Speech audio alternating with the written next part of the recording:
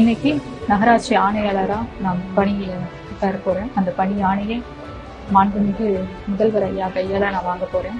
எனக்கு ரொம்ப சந்தோஷமாக இருக்குது. நமக்கு தமிழக அரசு கொடுத்துருக்கக்கூடிய அனைத்து சலுகைகளையும் பயன்படுத்தி நம்ம படித்தாலே நம்ம கண்டிப்பாக ஒரு நல்ல பொசிஷனுக்கு போகலாம்.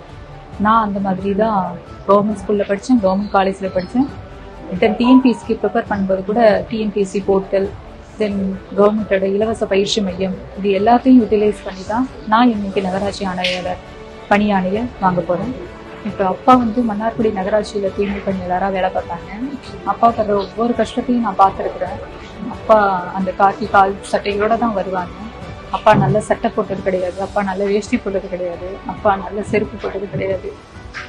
எல்லாத்தையுமே ஒரு பொண்ணா நான் நல்லா இருக்கணும், நான் படிக்கணும், என் பொண்ணு நான் பட்ட கஷ்டத்தை படக்கூடாது அப்படிங்கிறதுல மட்டும்தான் அப்பா ரொம்ப கான்ஃபிடென்ட்டாக இருந்தார்.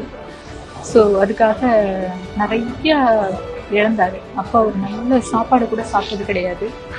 ஸோ அப்பா இருக்கும்போதே இந்த பணி வாங்கியிருந்தேன் அப்படின்னா எனக்கு இன்னும் சந்தோஷமாக இருந்திருக்கும். கடந்த 7 மாதத்துக்கு முன்னாடி தான் எங்கள் அப்பா என்னை விட்டு தவறினாங்க.